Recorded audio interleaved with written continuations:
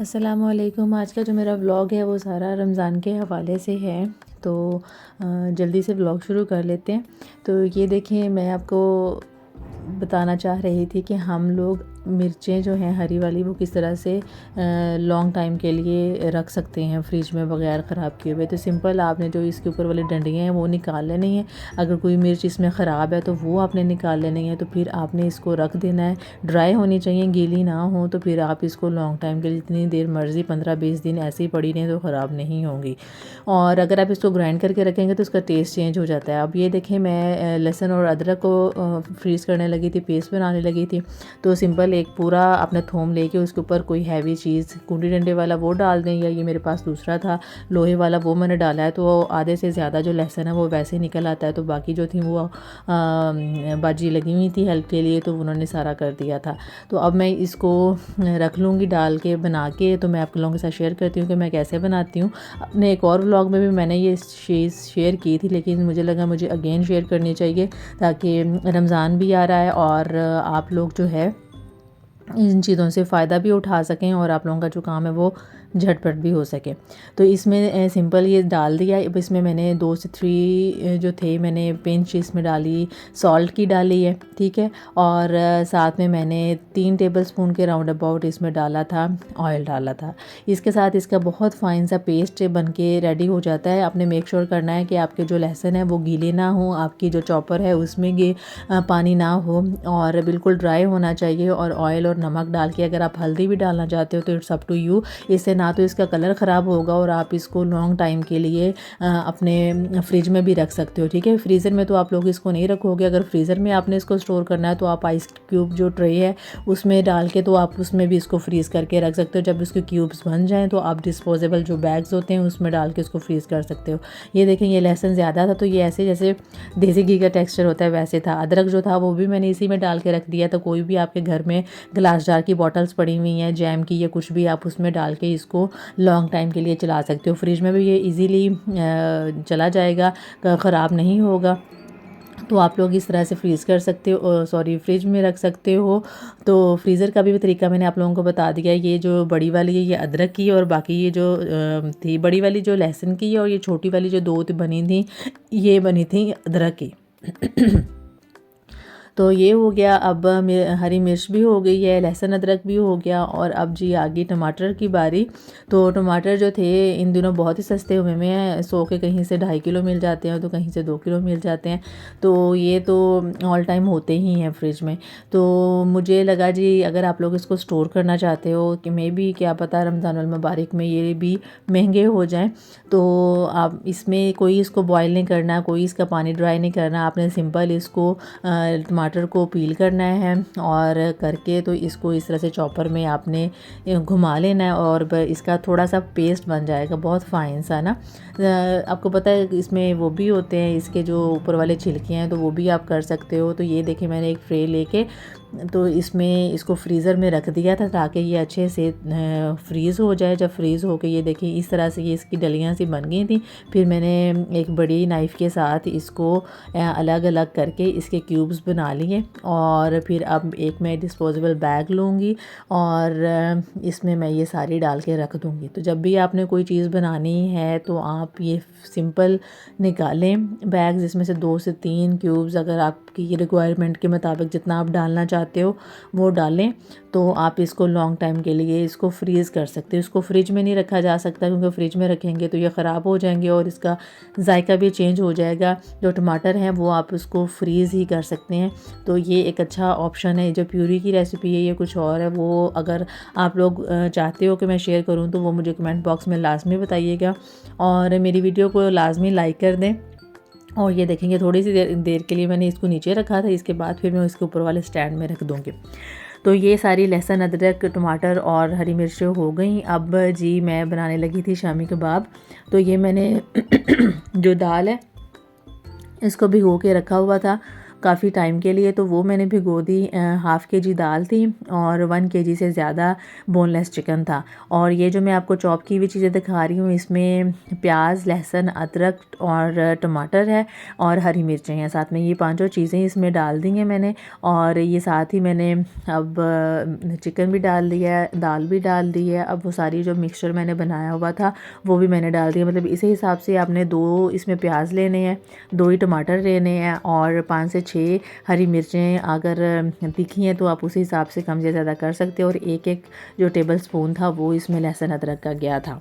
तो ये इसकी क्वांटिटी थी। तो इसको मैंने कुकर में डाल के रख दिया था। अब मैं ये बनाने लगी थी इसके लॉलीपॉप्स। और ये था हाफ़ केजी से कम ही था ये वाला चिकन ना। तो ये चिकन बोनलेस था सारा। और इसमें थोड़ी थोड़ी सी आपने देखना है कि मैंने पहले भी आप लोगों को लास्ट रेसिपी में बताया था कि इसमें थोड़ी थोड़ी सी चर्बी होनी चाहिए। ना हो तो आप इसमें सिंपल घी या आप मक्खन भी डाल सकते हो। इसमें 1 हरी मिर्च मैंने डाली थी और साथ में ये मैंने सोया सॉस का 1 टेबल स्पून डाला था और साथ में हरा धनिया थोड़ा सा, काली मिर्च और नमक, और साथ में एक जो ये स्लाइस था ब्रेड का वो डाल दिया था। और थोड़ा सा और अच्छा इसको टेक्सचर देने के लिए मैंने इसमें ये जो हाफ़ टेबल स्पून था चिली फ्लेक्स का वो मैंने ऐड कर दिया था। और सिंपल आपने इसको चॉप कर लेना है अच्छे से। जब इसका फ़ाइन सा पेस्ट बन जाएगा, ये देखें इसका फ़ाइन बिल्कुल पेस्ट इसका जब बन गया तो इसको आपने सेपरेट से निकाल लेना है।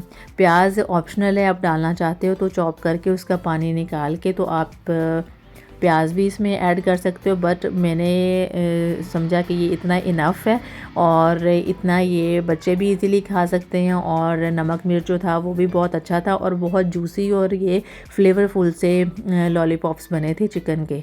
तो आप अपने बच्चों को भी दे सकते हो और आप इसको बना के फ्रीज़ भी कर सकते हो रमज़ानुल मुबारक के लिए, ताकि आप जब कभी कोई ना हो किसी और चीज़ का आप लोगों का मूड, तो आप इसको फ़ौरन से निकाल लो और निकाल के सिंपल इसको शैलो फ्राई पसंद है तो शैलो फ्राई भी हो जाते हैं, और अगर आपको डीप फ्राई पसंद है तो ये डीप फ्राई भी हो जाते हैं।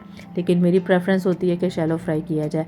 अब आपने हैंड पे ऑयल लगा के हैंड्स को अच्छे से ग्रीस कर लेना है और ग्रीस करने के बाद फिर थोड़ा थोड़ा सा इसका ये जो मिक्सचर लेके तो आपने ये सिंपल ये जो आइसक्रीम स्टिक्स होती हैं ये मार्केट से इजीली मिल जाती हैं, तो वो आपने ईज़िली इनको इसके ऊपर स्टिक कर देना है और ये आपके लॉलीपॉप्स रेडी हो जाएंगे।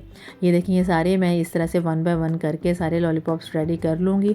तो इसको बाद में हम कोटिंग करेंगे, एग वॉश करवाएंगे इसको, और एग वॉश करवाने के बाद इसको ब्रेड क्रम्स लगाएंगे। ठीक है, बाज़ार वाले ब्रेड क्रम्स ज़्यादा अच्छे होते हैं क्योंकि घर वाले जो होते हैं वो मैं इतना उन पे नहीं है मेरा। तो आप मार्केट से ही लें और लेके तो आप इसके ऊपर पहले एग वॉश करवाएं इनको, और उसके बाद फिर आप जो क्रम्स हैं वो लगा के तो लॉलीपॉप्स आप लोगों के लिए रेडी हैं।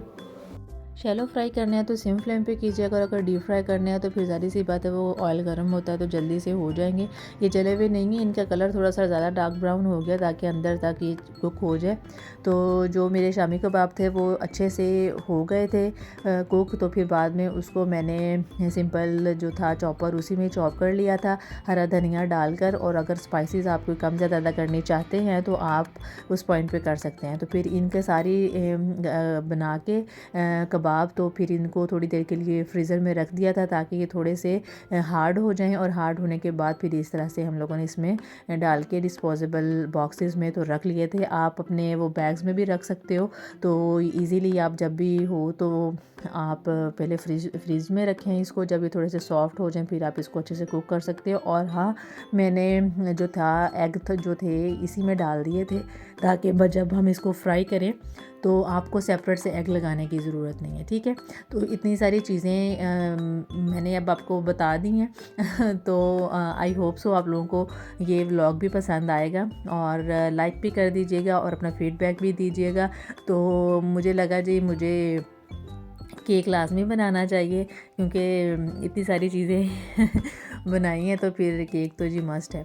तो केक को सिंपल मैं बीटर के साथ बीट कर रही थी। 2 एग लिए थे मैंने, इसको अच्छे से मैंने बीट कर दिया। बीट करते करते साथ ही मैंने इसमें डाल दी थी शुगर डाल दी थी। और जब ये अच्छे से फ्लफ़ी सा हो गया था फिर बाद में मैंने इसमें ऑयल डाला था। ये मैदा है, इसमें मैंने 2 कप मैदा लिया था, 2 ही अंडे थे, 1 कप चीनी थी और हाफ़ कप जो था वो ऑयल था। ऑयल आप इसमें 3 से 4 टेबलस्पून भी डाल सकते हो। 1 पिंच इसमें गई थी मीठे सोडे की और 1 पिंच ही सॉल्ट की गई थी। और जो इसका बेकिंग पाउडर था वो जो था ये 1 बड़ा टेबलस्पून मैंने डाल दिया था। वैसे अगर छोटे होंगे तो 2 टीस्पून जाएंगे इसमें। तो ये देखिए साथ में अब ऑयल है, तो ऑयल में जो इसमें बाद में डाल दूँगी। और वह जो वनीला एसेंस आपको नज़र आ रहा है ये जस्ट मैंने हाफ़ टी स्पून डाला होगा। तो अब इनको मिक्स करने की बारी थी। तो मिक्स करते वक्त मैंने थोड़ा सा दूध मैंने साथ में यूज़ किया था ताकि जो इसके लम्स वगैरह हैं वो ना बने और इजीली ये मिक्स हो जाए। और लेमन के भी 3 से 4 ड्रॉप आप लोग ऐड कर सकते हो। इससे थोड़ा सा, एक तो नमक और लेमन है, इससे थोड़ा सा इसका टेस्ट इन्हांस होता है और मज़े का लगता है। तो ये देखें अब इसमें मैं हाफ़ हाफ़ करके डालूँगी। इसको मिक्स अपने ओवर मिक्स नहीं करना है ताकि ये देखें ये थोड़ा सा ट्रिकी इसलिए हो रहा था क्योंकि इसमें मैंने पहले वो ऐड नहीं किया था। नहीं तो आप इसको कट और फोल्ड करके भी इसको मिक्स कर सकते हो। तो इस तरीके से एक ही डायरेक्शन में करना होता है, ओवर मिक्स भी नहीं करते जिस वजह से फिर आपका जो है केक अच्छा नहीं बनेगा। इसका जो मिक्सचर था ये देखें बहुत क्रीमी सा, बहुत अच्छा सा, ये देखिए इसका मिक्सचर रेडी हो गया था। अब इसको मैं इसके मोल्ड में डाल दूँगी। मोल्ड को पहले मैंने ऑयल के साथ अच्छे से ग्रीस कर लिया था और इसमें आपने बटर पेपर भी रखना ना भूलिएगा, बटर पेपर लाजमी रखिएगा। तो मैं भूल गई थी, ऊपर पड़ा हुआ था बटर पेपर, तो मैं जी नीचे थी किचन में, तो ऊपर जाने की वजह से फिर मैंने इसमें बटर पेपर नहीं लगाया।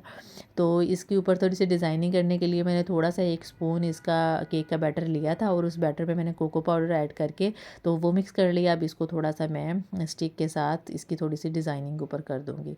इट्स अप टू यू, अगर आप लोगों को पसंद है तो कीजिएगा, नहीं तो जैसे आप लोगों को अच्छा लगे आप वैसे कर सकते हैं। तो ये मोल्ड और जो था मैंने पतीला था, देगचा था, वो मैंने प्री हीट होने के लिए रख दिया था 5 मिनट के लिए, बिल्कुल नॉर्मल फ्लेम पे। सिम फ्लेम नहीं करनी है, नॉर्मल फ्लेम करनी है। और जब इसको मैंने इसमें रख दिया लिड दे के, तो फिर ये आधे घंटे के बाद हमारा केक रेडी था। ये ऊपर से इस दफ़ा पता नहीं क्यों फट गया, नहीं तो लेकिन मेरा कभी ऐसा हुआ नहीं है केक।